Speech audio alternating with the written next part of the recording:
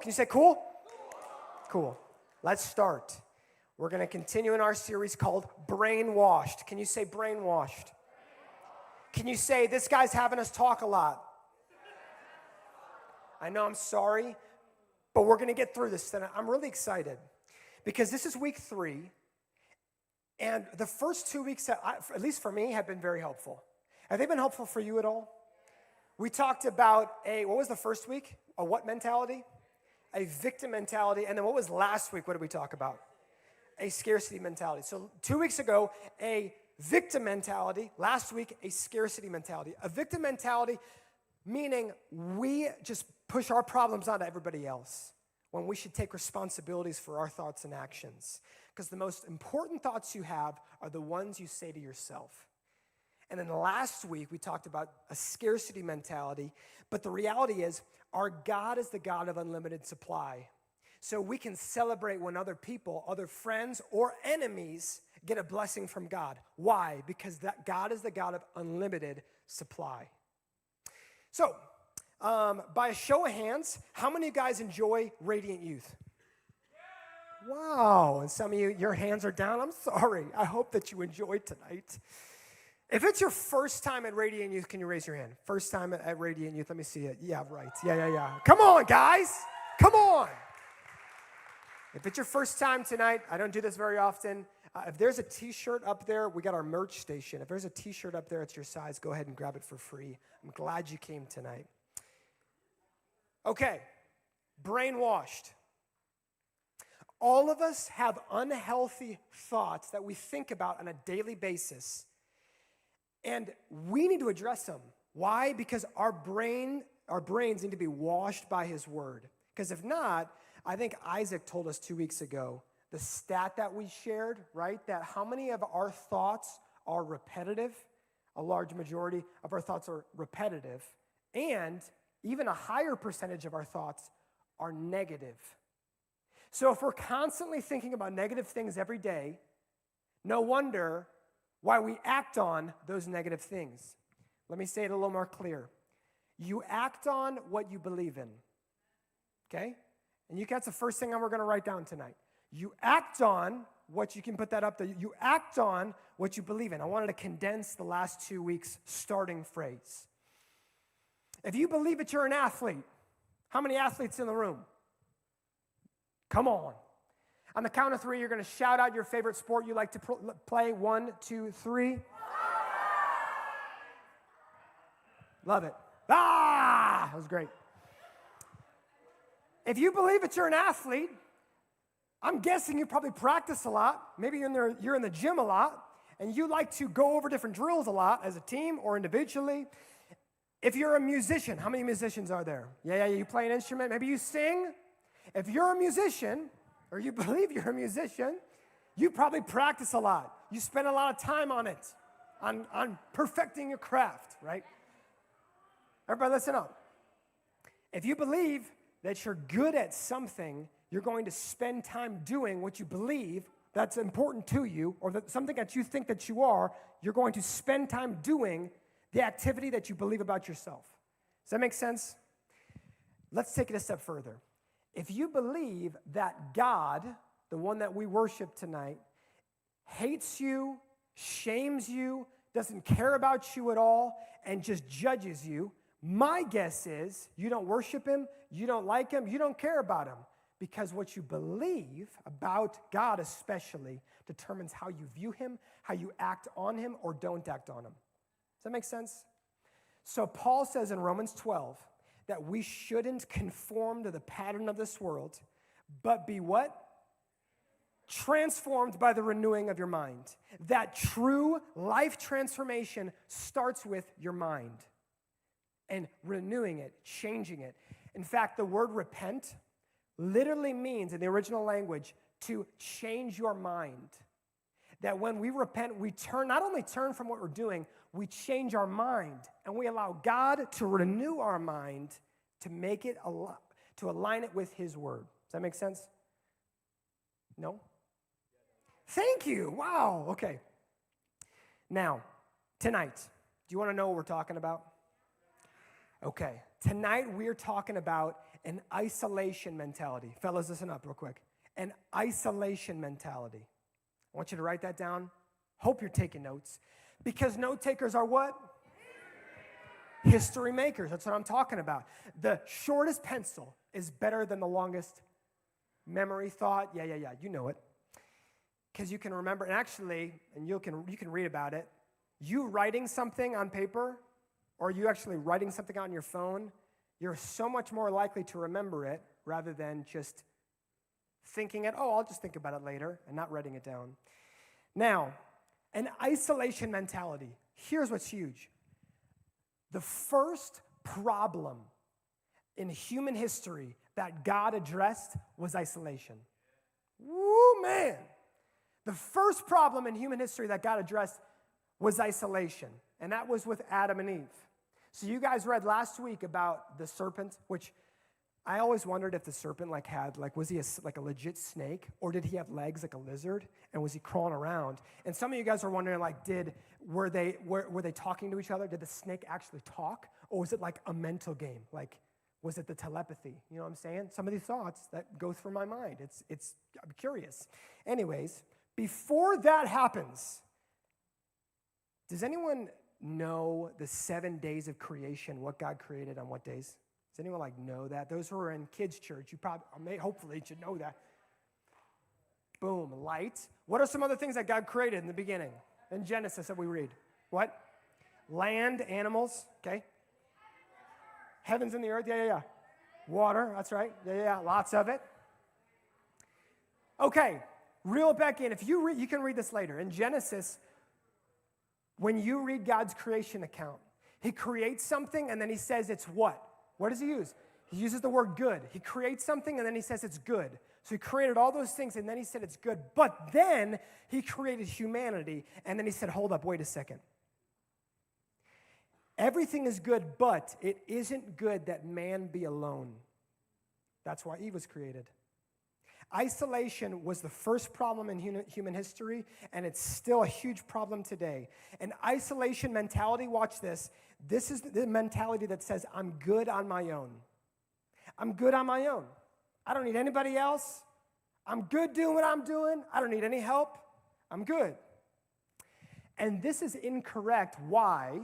Because, and this is huge, watch this. We were created to pursue the plans of God with the people of God. I'm going to say that again. Some of you didn't get it. We were created as Christians to pursue the plans of God with the people of God. That if you say, God has a plan for my life, I'm going to help you out a little bit. That means that God has a plan for your life, absolutely, but it's going to require other people around you to continue moving the spiritual ball forward for the sake of the gospel.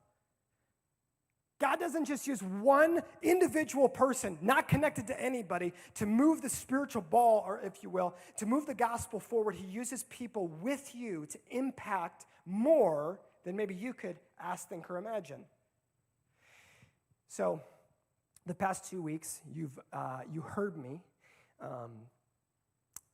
look at ChatGPT. How many of you guys know ChatGPT? Amazing. Love it, right? I've been doing it I've been asking ChatGPT every week, what is this mentality? How would you summarize it? So we're going to go forward again. This is ChatGPT's definition of an isolation mentality. This is really good. It says, it's when someone feels like they need to deal with their problems or emotions on their own and doesn't want to let others in to help. This mindset often makes people feel alone, even when they're around people, because they believe that no one understands them or cares about what they're going through. Bless you. Isn't it true that we can find ourselves in a room full of people but still feel really alone? And the question I have for you, and this is huge, how is it, this is a personal question, how is it that the most connected generation, your generation, feel the most alone?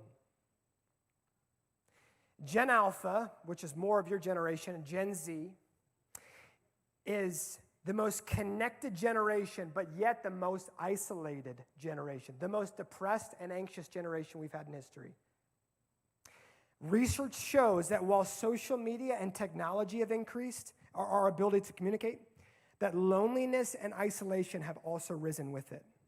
And I'm not just saying, I want to give some backing to this. In 2021, there's a study done, this is during COVID, right? Analyzed the years from 2014 to 2019. I think we'll have it on the screen. From 2014 to 2019, the amount of time people, especially teenagers, spent with friends in person dropped 20%. And then that was leading up to the pandemic. So in COVID, how many of you guys remember COVID, right? That we were forced to socially distance. And actually, the government changed the terminology because they realized that socially distance is not a good way to say it. It's physical distance, because even the government, right, realizes that social distancing is not good for us. It's not healthy for us. But we were forced for 2+ years to isolate and stay inside. So this trajectory then worsened, and then you can look at another stat in 2022, 2 years ago, and this is very interesting to me, showed that teens spend on average 8.5 hours a day on screens, which correlates with less time spent engaging in social activities with friends. 8.5 hours a day. And then in 2020, this stat isn't up there, but I found this very interesting. In 2020, there was a study done, found that 36% of the respondents reported, quote, serious loneliness, that is feeling lonely frequently or all the time in the prior 4 weeks. And that stat almost doubled when it showed that 61% of teenagers and young adults reported these miserable degrees of loneliness. That 61% of teenagers dealt with loneliness frequently or all the time. And maybe that's where you're at today. Maybe you put on a face, you put on a mask to everybody else around you that you're having a good time, that you got great connections, you got great community, but in reality, you go home at night feeling so lonely, feeling so lost, so broken, so depressed. I do not believe that isolation is the solution to loneliness. I believe that we all need rich, healthy social connections. And Kelly, can you wave at us? Say, hey, Kelly. That's my wife, Kelly. She told me about something recently. We were talking about this topic. And she said, hey, you ever heard of the blue zones? The blue zones. You guys ever heard of what the blue zones are? Not Blue's Clues. The blue zones? Okay, let's put up this picture here. It's very interesting that there is research done across the world and showing or identifying 5 specific locations. Here's what it says.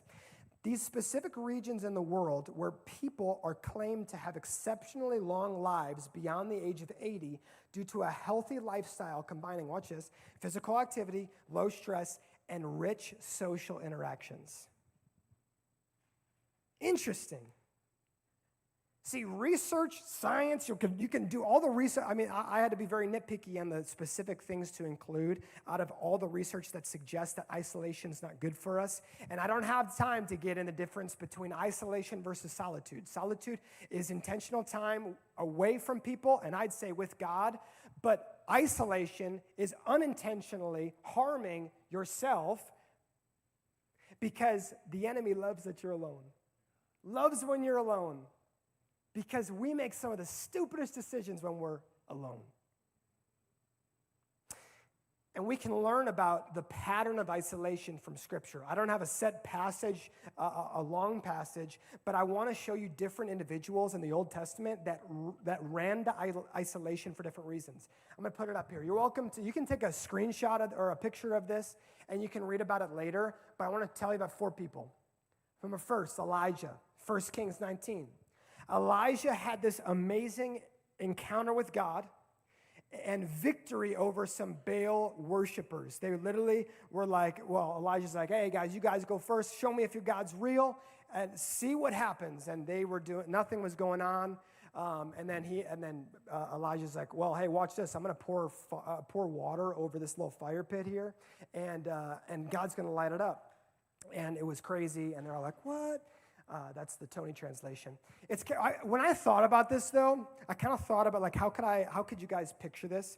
It's kind of like in that scenario with Elijah and the Baal worshipers. It's kind of like the Baal worshipers were if you're in the Olympic breakdancing dealio and your ray gun, the Baal worshipers were Reagan, the Australian breakdancer who was trying to do good things. And then they were showed up by Leandro, who's one of the young adults here, Leandro is Elijah in this situation. Leandro's getting it, and Reagan ain't doing too hot, right? But after this happens, Elijah fled into the wilderness out of fear from a threat on his life. He was lonely, isolated, and wanted to die. Loneliness and isolation, terrible concoction, not a good equation to put together, because when you're lonely and isolated, honestly leads to thoughts of suicide and depression. But God knew that that wasn't where Elijah should be. So if you can read this later. God literally twice, here's what he said, Elijah, what are you doing here? Twice God says, Elijah, what are you doing here? And then afterwards says, go back the same way you came. Let's talk about Moses, Exodus chapter 2. Moses fled into the desert after killing an Egyptian, was scared, was guilty, so he isolated himself for years as a shepherd. And then God comes around and says, hey, I actually want you now to be a public figure. I want you to go to Pharaoh and tell him, let my people go. I want you to lead my chosen people out of captivity, out of slavery. David, 1 Samuel 22. David hid in caves, scared for his life because King Saul wanted to kill him. But God protected him and eventually brought others in to support him. And can I tell you, I'm going to stop there because many of us do not have a rich, healthy friend group that will be there for us when we go through some terrible times. Show me your friends, I'll show you your future. You maybe heard that before. That's so true. If I was close today with the people that I was in middle school, bro, I would not be here. Show me your friends, I'll show you your future. Are your friends there for you at your lowest, or are they just there for you when you get celebrated? Jonah, read the first 4 chapters of the book. Jonah tried running away from God because he was scared to do what God asked him to do, to preach to the Ninevites. These guys were literally murdering babies. They were doing all sorts of terrible things. And Jonah's like, bro, why would I preach to them? Why do you care about them? Let's just have them burn up. I don't care. And so he ran. And you guys know the story, right, of Jonah, where he literally was swallowed by a whale, you know what I'm saying? Which we can debate on that all we want. But God eventually brought him back to do the right thing. And here's what's interesting that I realized from that story is that we never can truly run from God. We can't run from him because he's always there. Christianity is the only religion to where you could take 1,000 steps away from our God, but it takes 1 step to go back to him. So we can learn now, that's Old Testament. Let's look at what the New Testament says. And in Hebrews, which we don't know who the author is, but Hebrews chapter 10, 2 verses, that is really important here. Here's what it says. Let us consider how we may spur one another on toward love and good deeds, not giving up meeting together as some are in the habit of doing, but encouraging one another, and all the more as you see the day approaching. Now, I want to give context to this passage here. The author's writing this to the early church Christians who are being persecuted for their faith. So when we get to the part of don't give up meeting together as some are in the habit of doing, this is because, they stopped meeting together, some of them stopped meeting together and started isolating themselves because they were being persecuted. And persecution today versus back then is totally different. We think that someone like putting a negative comment on our Instagram feed is persecution. I'm going to die and it's terrible and oh my life, oh my gosh. Where these guys back then literally were afraid for their lives to be called a Jesus follower. So we have no excuse for what this author is saying. Not giving up meeting together, but encouraging one another, spurring one another on toward love and good deeds, and especially all the more as you see the end approaching. This also goes to show why we should be in church together, why this is important. Maybe you come here on a Wednesday night just to get your spiritual fixing, but you're a completely different person Thursday to Tuesday. What kind of Christianity is that? Radiant Youth isn't a youth group for people to come in fake and leave the same uninterested, not changed person, because we believe that God is the God of life change. God's changed my life. Our leaders can attest how God's changed their lives. I believe tonight could be an opportunity for you, for God to truly change your life. So maybe for you, you're struggling with loneliness. Maybe you feel like no one cares. You feel like no one understands you. You could be in a group of people, but feel like there's nobody there. Feels like no one asks you questions. No one really cares about your life. Everyone's just superficial and fake, but no one's real with me. Maybe that's where you find yourself. The solution is not isolation. Don't just retreat. Don't just get alone and think that all your problems are going to be solved by doing life on your own. That's not how it works. The solution, in my opinion, for an isolation mentality, write this down, is an interdependent mentality. And that's a big word. I'm going to explain it. And the solution to this, I see, is an interdependent mentality. What does that mean? This is the mentality that says we're stronger together. Says that we're stronger together. God's designed us to lean on each other because we all bring something important to the table to help the group grow in faith. Romans 12. We went through Romans last month. Paul speaking to the church in Rome. And in chapter 12, 2 verses where Paul uses an analogy I think is huge when he says this: just as our bodies have many parts and each part has a special function, so it is with Christ's body, or the church, the uppercase C church. We are many parts of one body and we all belong to each other. We belong with each other, for each other. In this passage, there's different examples used, like what if the hand said to the foot that I don't need you, or what if like the head said to the shoulder that I don't need you, or I want to be like you, or whatever. How twisted that is, because all parts of our body are created so uniquely by God, and I think it's such interesting imagery that God's created so many different parts of the human body, but all work together so well, so intricately, and then Paul relates this to us as the church. We belong together. Isolation says, I don't need you. Isolation says, I'm good on my own. Isolation says, I'm just going to figure this out by myself. But interdependence says, we all belong to each other. It says, we all need each other in order to grow.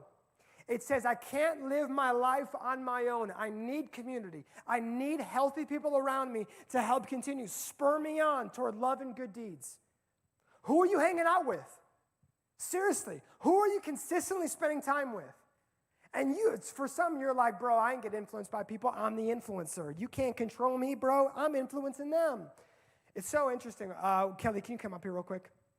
We said this, 2 weeks ago maybe. Could you stand up on the stage? Just to illustrate. Say hi, Kelly. She's like, what's going on right now? I did not schedule you on PCO for this. I'm sorry. But try to pull me up real quick. She's been in the gym, guys. She's got some muscle. Try to pull, seriously, come on, pull me up. Yep. Nope. Come on, keep on going. Come on, keep on going. All right, yeah. Give it up for Kelly. Stay up there. Give it up for Kelly. Great job. Great job. All right, okay.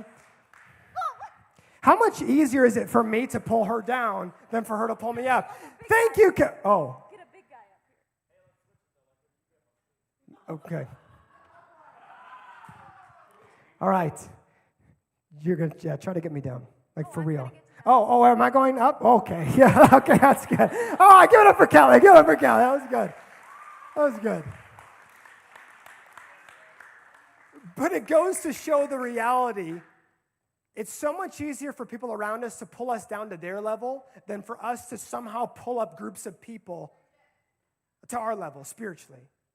Does this mean that we shouldn't be hanging out with people that are not Christians? Absolutely, that's not what I'm saying at all. We need to be the hands and feet of Jesus wherever we go. We need to be loving people. We need to be the best lovers of people than anybody in the world. Christians do. because Christians have a stigma in our country, well, in the world, of being rude, judgmental, dogmatic, legalistic, an interdependent mentality. Now, before I move on, I need to clarify. When I say interdependent, well, how about this? Say this with me. Say interdependent. Say it a little bit louder. Say interdependent. Interdependent. There are two different extremes to this term here. How many of you guys have your license? You guys can drive? Yeah, come on, somebody. Woo, bro. Be careful on them streets. I see some of you raising your hand. Come on. All right. When I'm driving on a road and I see two ditches, one on the left, one on the right. Let's put it this way. They're two different extremes. When interdependence is the road, there are two different extremes. One bad thing on the left, one bad thing on the right. Let me clarify. The two unhealthy extremes to interdependence, number one, codependence. You can write this down. It's huge. Number two, independence. Codependence, independence. Not good. Codependence, what does that mean? Codependence is when you rely too much on others and can't make healthy decisions on your own. Codependence is relying on people for everything, what to wear, what to eat, what to think. And last time I checked, me and you, we're not babies. Because last time we had to be codependent was when we were a baby. But for some of us, we're still codependent with some friends or relationships that we're in. We have to be by that person. We have to be in relationship with them because if I'm away from them, I'm a mess. That's codependence. But if I'm not always connected, like if I'm with them, then I don't have a voice. If I'm not with them, then I don't feel loved. If I'm not, codependence, not good. And the same token, the other side, is independence. Trying to do everything by yourself and don't think you need anybody's help at all. This is the mentality that says, I got this, man. I got this. And that's not healthy. Independence refuses any sort of help, even when you know that you can't do it on your own. Independence. So we're to be in the middle there. And as believers, an interdependent mentality is the goal, not an isolated one. Fellas, listen up, please. Not an isolated one. So, and keys can come up. Instead of trying to do life on your own, instead of shutting everyone else out when you're upset, when you're lonely, when you're frustrated, instead of allowing your toxic thought life to run rampant when you're alone, here are some solutions I have for you. Spend quality time with each other. And this, I'm going to stop here for a second. Quality time with each other. Here's not what quality time is. Hey, bro, how you doing? Good. How you doing? Good. Cool. Cool. See you later, bro. All right.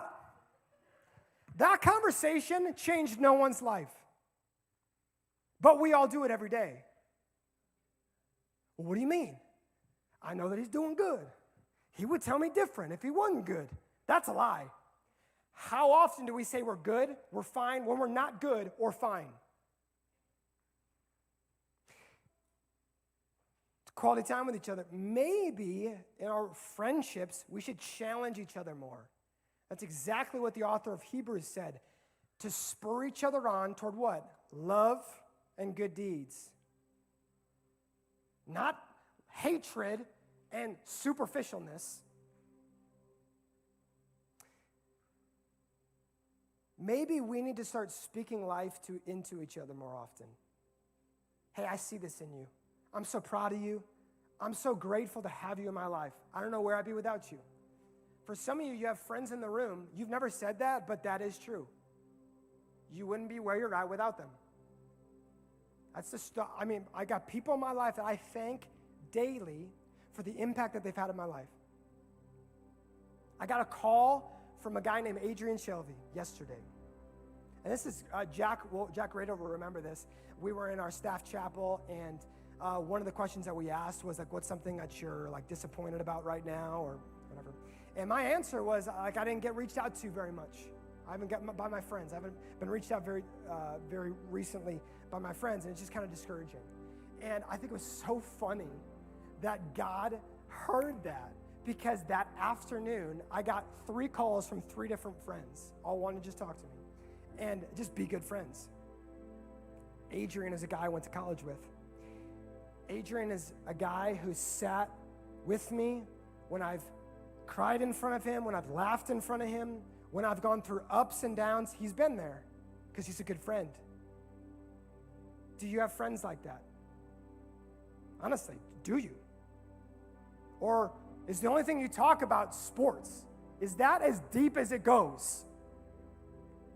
That you know more about the sports score, you know more about the people on a field in the National Football League than you do about the person you talk about it with. You know more of these professional athletes' stats. You know more about the life of Taylor Swift than you do your best friend? Are you kidding me? Listen up.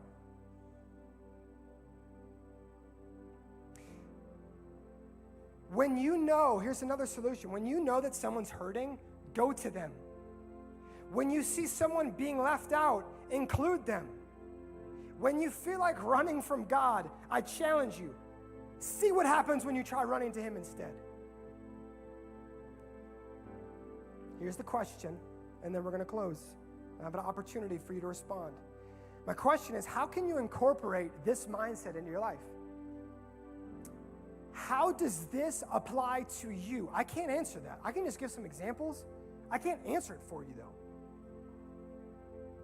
How can you incorporate an interdependent mindset? Maybe it's the people that you're around.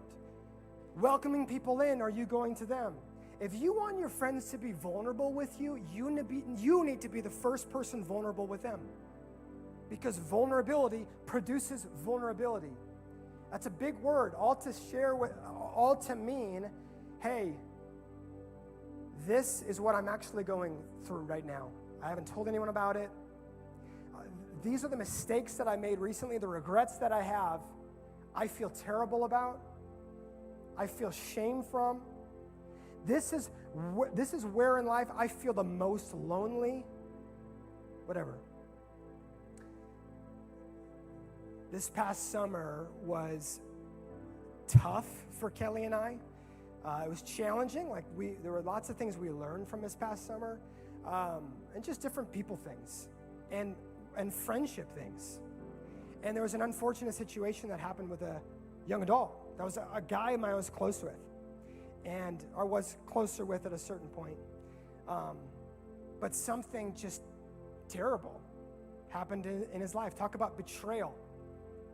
Talk about someone that he was so close to that said and did a lot of hurtful things. And there was a day, and I think I have the text. We knew about what happened. We knew some of the details. But there's a day I woke up, June 7th.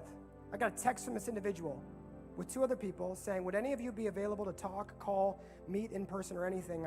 I'm to a point where I need company right now and support. Let me know if you're available. I woke up with a text on my phone. I was planning on doing something that morning, but I immediately canceled it, and I threw on some clothes, and I went to the dude's house. And I sat with him, me and another guy, sat with him for 2 hours and just listened, hearing all of the disgusting things that was said to him, all the details of what had happened. And Kelly knows, I just couldn't, the only thing I could do is just cry, where he was unpacking all of this junk that could easily put anyone into severe depression, that could easily cause thoughts of hurting himself and killing himself. But we sat there for 2 hours, and I just listened to be a good friend. And I hugged him. And he's like, yeah, Tony, I know that this is a good moment because you don't really like hugging people. And that's what friendship looks like.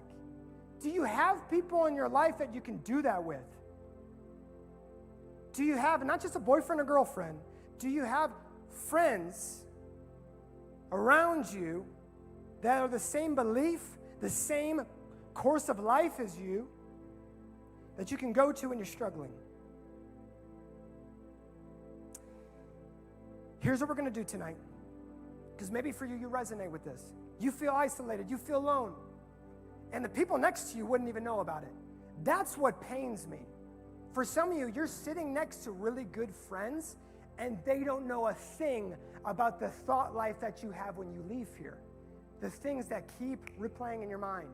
The thoughts that the enemy tells you to do to yourself that you haven't told anyone. Man, I remember a time in college when the four of us guys, we sat together. It was like 9 o'clock on a Friday night. And I think I shared this story before with you. And each one of these guys talk about the most joyful dudes, the most the kind dudes. And they shared with me about all of the times, for all of them, it was at least once, where they had attempted suicide. They had attempted to end it all. And that conversation, I can't even tell you, brought so much healing to me to realize, okay, C.S. Lewis says it this way, that a friend is born the moment you go, oh, you too? I thought I was the only one. That's when a friend is born. Maybe you need to be a good friend to someone in the room or someone that's not here. Here's what we're going to do. There's two options for you tonight. We don't have a lot of time, but I'm going to leave it open. When we close tonight, this room is going to be a space for simply response. If you want to respond to what I'm about to say, if you're not responding to that, no pressure, no shame. We love you, but I'll ask you to please go into the gym at that moment. Number one, maybe tonight you need to find someone and you need to tell them this. I feel the most lonely when blank. And this would be really freeing for many. I feel the most lonely when blank. All of us have times in the day, the week, whatever, seasons of loneliness.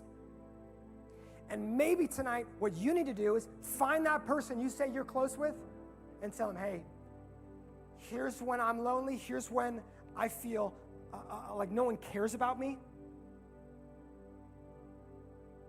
That's number one. Number two, maybe tonight you need to stay in this room, and we're going to put on some slow worship in a second, but maybe you need to talk honestly to God, find a spot by yourself and say, God, this is how I've been doing. This is how I've been feeling. I need your help. Every time I'm with those friends, I feel like I'm lost. I feel like no one cares about me. I feel like no one sees me. I feel like I'm so inadequate. Maybe you need to have that honest conversation with God. That's what prayer is. Honest conversation with God. In a second, I'm going to play this song, and I love this song. It's by someone named Stephanie Gretzinger, and I have the lyrics here. It's a worship song, came out how many years ago, and I love it. Here's what it says. The song, the title of it is Out of Hiding. She says, come out of hiding. You're safe here with me. There's no need to cover what I already see. You've got your reasons, but I hold your peace. You've been on lockdown, and I hold the key. Because I've loved you before. You knew it was love, and I saw it all. Still, I chose the cross. And you were the one that I was thinking of when I rose from the grave. Now, rid of the shackles, my victory is yours. I tore the veil for you to come close. There's no reason to stand at a distance anymore. You're not far from home. So I'm actually going to ask, we're going to play this song out loud, and I'm going to pray. And as soon as I say amen, if you want to respond to one or two of these, number one, you need to find someone. And we're going to have leaders standing up around here. When I say amen, leaders are going to come get ready. But because maybe you're like, oh, I don't have someone to talk to. That's what our leaders are here for. And you're going to tell them, I feel most lonely when blank. Be as honest as you possibly can with someone that you trust. And number two, maybe you need to stay and talk honestly to God. This is how I've been feeling. This is how I've been doing. I need your help, God. So, Lord, I pray for every student and every leader in the room. God, I pray that this message would not fall on deaf ears, but God, those that need to hear it, those who need to respond, God, all of us have times in our life when we isolate. All of us, maybe it's a part of our day, isolation, and maybe that's when we make the biggest mistakes. Maybe it's in the times of isolation where our biggest addictions and regrets have come from. So Lord, I pray that there would be boldness in the room for us to find someone and say, here's when I feel most lonely. Or maybe we need to have a time with you, God, one-on-one, where you say, God, I need your help because I feel so lonely. I feel so lost. I feel like they don't care about me. I feel like they don't see me. Lord, would you remind them tonight that they're seen, they're loved, they're valued, they're valuable. They're more than adequate with you.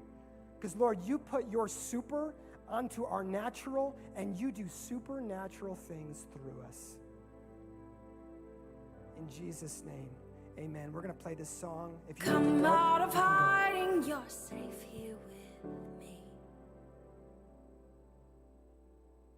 There's no need to cover what I already see.